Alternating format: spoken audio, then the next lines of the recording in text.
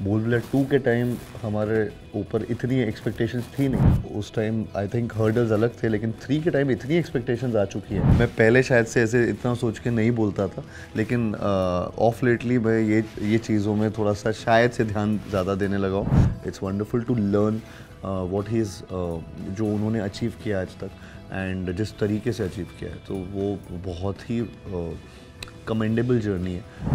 I am because of my fans and मुझे आज तक शुरुआत से लेकर अभी तक मुझे कभी भी उन्होंने लोनली फील नहीं होने दिया। मुझे ऐसा लगता है कि मेरी हर फिल्म शायद से मेरी पहली और आखिरी फिल्म है, तो मैं उस हिसाब से काम करता हूँ उन फिल्मों में। जिस तरह का रिस्पांस फिल्म को मिल रहा है, जब मैं ट्रेलर की बात कर रहा हूँ या मैं गानों की बात कर रहा हूँ, बहुत पॉजिटिव रिस्पांस है जी। और जिस तरह से आई हैव सीन जयपुर में जिस तरह से क्राउड को संभालना मुश्किल हो गया था, अनकंट्रोलेबल था। I have seen your parents also sitting there, वो बेचारे कहीं शिफ्ट होके कहीं और ही चले गए, वो दिखे ही नहीं बाद में।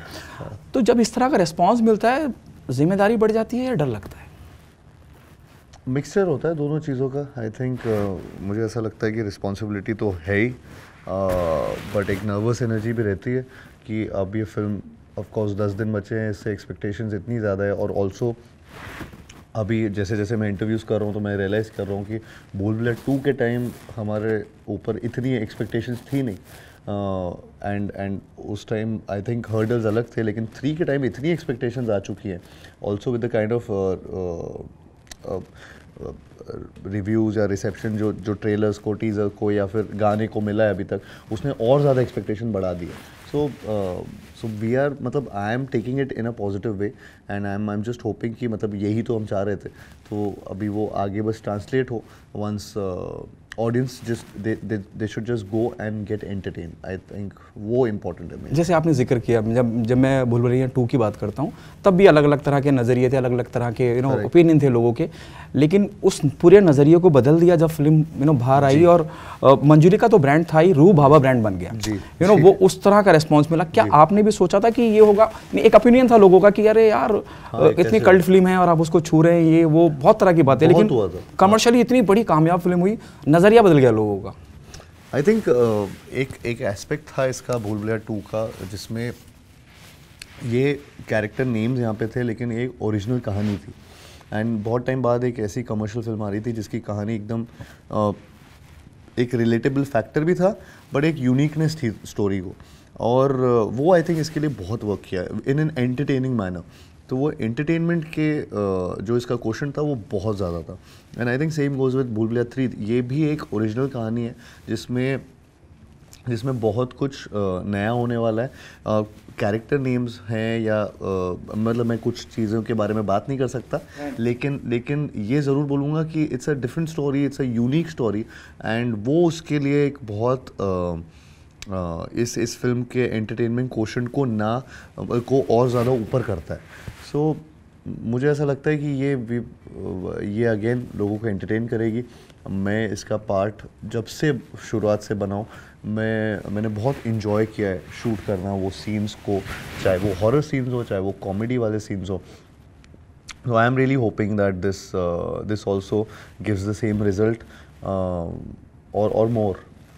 और दौर भी चल रहा है, जब मैं बात कर रहा हूँ हॉरर कॉमेडी का दौर चल रहा है, ये भी बेनिफिट करेगा। और जब मैं ट्रेलर की बात कर रहा हूँ, लोगों में क्यूरियोसिटी है कि भाई दो मंजुलिका, अलग अलग तरह का नजरिया बन रहा है, क्यूरियोसिटी बढ़ रही है, और the current scenario which is happening in the industry, लोग पसंद कर रहे हैं हॉरर कॉमेडी। मुझे ऐसा लगता है कि हमारा कैंपेन भी इस चीज़ में बहुत अच्छे तरीके से अभी तक रोल आउट हुआ है, जिसमें आई थिंक कहीं ना कहीं पहले माधुरी जी को नहीं दिखाया गया था। पहले जब आपने टीज़र देखा था तो टीज़र में जिस तरीके से विद्या जी का वो कुर्सी वाला सिंहासन उठाने वाला शॉट है, वो उसके बारे में काफ़ी चीज़ हो रही थी। एंड देन ट्रेलर आया तो फिर माधुरी जी रिवील हुई, and again that created curiosity. Then the title track came, जिसमें अगेन एक अलग तरीके से इंटरनेशनल एक कोलैब पूरा एक आया, एंड जिस तरीके से वो शूट भी हुआ है। सो हर एसेट में कुछ ना कुछ नया आई थिंक ऑडियंस को थैंकफुली हम दे पा रहे, and that was the plan. तो वो आई थिंक वो रोल आउट जिस तरीके से हो रहा है पूरा कैंपेन, कहीं ना कहीं वो समझ आ रहा है कि हाँ, ये जैसा प्लान किया था वैसा ही आगे बढ़ता जा रहा है एंड आई होप कि ये रिलीज़ के बाद भी ऐसे ही लगे। लोगों ने गाना बड़ा पसंद किया और ख़ास कई लोगों ने तारीफ भी की। आई डोंट नो आपको आप तक ये बात पहुंची कि नहीं पहुंची। जब मैं आपके हुक स्टेप की बात करता हूँ तो ऋतिक रोशन का लोगों ने बोला यार it remind us of, what's your take on that, how do you take this? It's a big compliment only. मैं हालांकि ही इज़ समवन जो who is known for his dance steps and मैं बिल्कुल भी सेम कंपैरिजन मैं कर भी नहीं सकता उनसे, बट मैं इन सब चीज़ों को पॉजिटिव लेता हूँ। लोग बहुत सारी चीज़ें बोलते हैं एंड बट इतना जिस तरीके का रिएक्शन अभी ये गाने को लेकर आया है, I am just too happy with it. I am really there was a lot of pressure on all of us again to deliver the title track and the way the entire team worked towards it वो unreal था and I had fun। मुझे ऐसा लगता है जो reaction लोगों के आ रहे हैं, जिस तरीके से वो स्टेप्स बना रहे हैं, जो रिक्रिएट कर रहे हैं, रील्स बना रहे हैं, वीडियोस बना रहे हैं, मुझे कई बार हंसी भी आती है जिस तरीके का कुछ लोग वो स्टेयरकेस का यूटिलाइजेशन कैसे कर रहे हैं। तो नया है मेरे लिए, but I am just happy.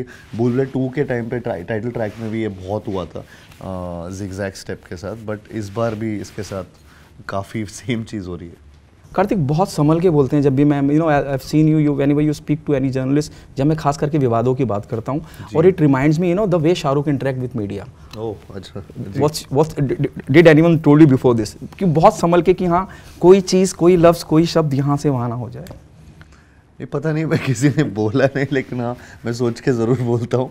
मैं पहले शायद से ऐसे इतना सोच के नहीं बोलता था, लेकिन ऑफ लेटली मैं ये चीज़ों में थोड़ा सा शायद से ध्यान ज़्यादा देने लगा हूँ, क्योंकि कई बार मैं बहुत मुश्किलों में भी पड़ा हूँ, क्योंकि कोई किसी बात का कुछ मतलब अलग मीनिंग आ जाता है, तो मैं थोड़ा बहुत सोच लेता हूँ, लेकिन इतना भी नहीं। I mean I am trying as, मतलब जितना मैं चीज़ें जो मेरे दिमाग में, मैं वही 99% चीज़ें मैं वही बोल रहा होता हूँ, और एंड आई होप वो इससे कुछ ऐसा बदलाव ना लगे मेरे अंदर। मुझे लगता है कि जिस तरीके से लोगों को मैं जैसा हूँ शुरुआत से रहा हूँ, वो एक पर्सनालिटी ट्रेट है जो लोगों को पसंद है मेरा, मैं उसको लूज आउट भी नहीं करना चाहता, just to be maybe diplomatic in a way. Do you consider Shah Rukh is one of the best speaker in the industry? 100%. What quality you want to you adapt from him? I think his नहीं quality क्या, his mind.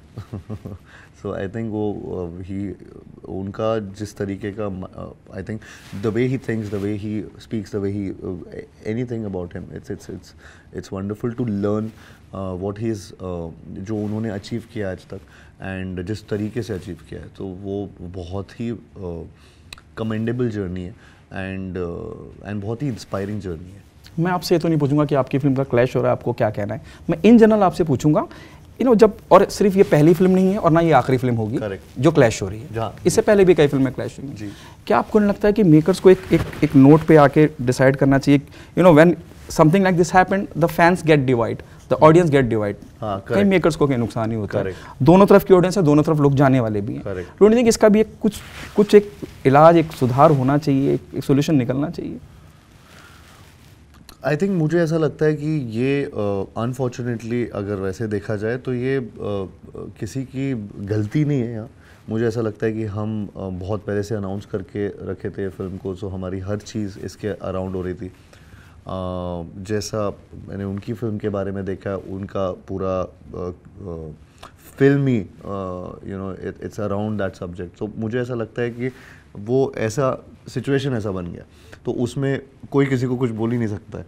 तो अब अगर कोई कुछ बोल सकता तो अलग बात होती। तो आई थिंक बट फॉर्चुनेटली ये डेट इतना बड़ा है कि दोनों फिल्मों को मौका मिलेगा और दोनों फिल्मों के चलने के चांसेस इक्वल है। उसमें कुछ आई थिंक ऐसा नहीं होगा कि किसी ने एक फिल्म देख लिया तो दूसरी फिल्म देखेगा ही नहीं इंसान। वो ये भी देख सकते हैं, ये भी देख सकते हैं, ऐसा ज़रूरी नहीं है कि लोग एक ही फिल्म देख रहे होंगे। तो मुझे ऐसा लगता है कि ये एक ऐसी सिचुएशन बन गई है जिसका कोई सोल्यूशन था नहीं, and now we are in it, but we can all of us can just hope that दोनों फिल्में चलें। कार्तिक, अब तक का आपका सफ़र इंडस्ट्री में जब आपने शुरुआत की थी और अब तक जिस मकाम पे आप पहुँचे हैं जी, और जो आपके साथ जो आपके जिस लोगों ने आपके साथ चालू करियर की शुरुआत की थी, विद ऑल ड्यू रिस्पेक्ट वो कहीं नहीं है, लेकिन आप कहीं हैं। इस मकाम पे हैं कि यू नो इतनी बड़ी फिल्म के सामने ये the solo hero with Vidya Balan ji and Madhuri ji and all, ये जो जर्नी रही है, whom do you give the credit to, जहाँ तक आप पहुँचे हैं?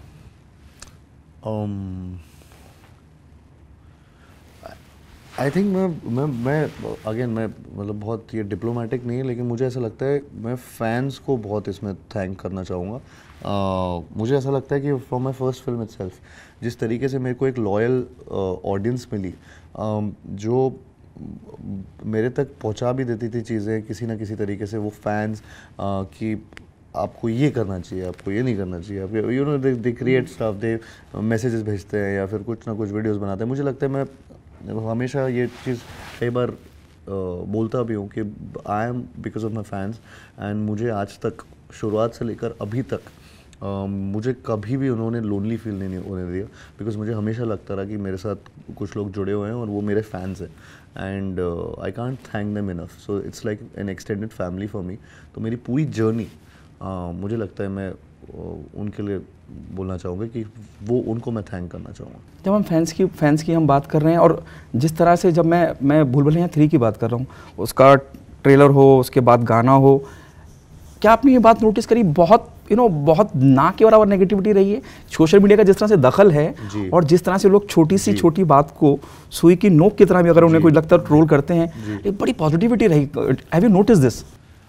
मैं मतलब क्या होता है कि हर चीज़ में अभी आप 100% सबको खुश नहीं कर सकते, तो कुछ ना कुछ तो रहेगा। तो you have to go by the judgement कि ये अप्रॉक्सीमेट, ये टिल्ट किस साइड हो रहा है, ये पॉजिटिविटी की साइड ज़्यादा टिल्ट हो रहा है या नेगेटिविटी की side. And with a film as big as Bhool Bhulaiyaa 3, I think इसमें बहुत लोगों की नज़रें हैं, तो उसका बहुत कट टू कट चीज़ें होती हैं जिसमें ये परसेंटेज कभी भी इधर जाने के चांसेस हो सकते हैं। लेकिन thankfully we notice that there is a trend, there is a positive trend, there is a positive trend towards the even the interest rate of watching this film. There are different statistics, और max हो गया या कोई भी चीज़ हो गया, it's showing that there is a great buzz, there's a great appeal for the audience, and there's lots and lots of positivity towards people wanting to watch this after the assets जो आए हैं, especially the trailer and the songs.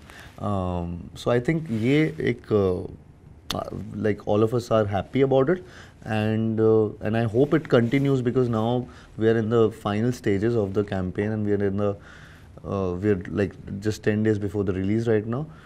I feel that आप बस theatre में आइए और entertain होना। Last 2 questions.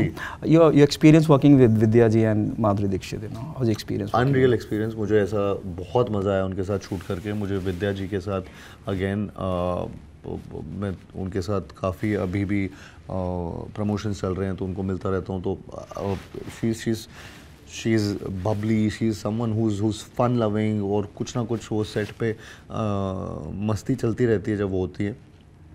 With Madhuri ji, she is someone I've really looked up to, even with Vidya ji also.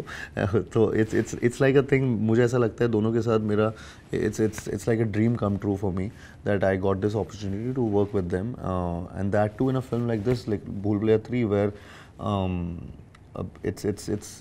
it's kind of a face off between Rubaba and Manjulikas also, so I'm just lucky that I'm a part of this world.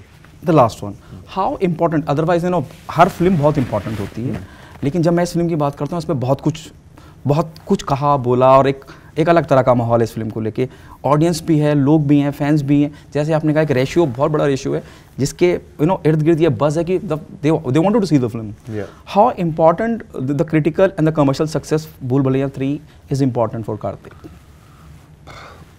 मतलब वो मेरा हर film में ही होता है। मुझे ऐसा लगता है कि मेरी हर फिल्म शायद से मेरी पहली और आखिरी फिल्म है, तो मैं उस हिसाब से काम करता हूँ उन फिल्मों में। तो भूल भुलैया 3 भी मुझे ऐसे ही लगता है, और मैं उसके लिए हर चीज़ कर रहा हूँ,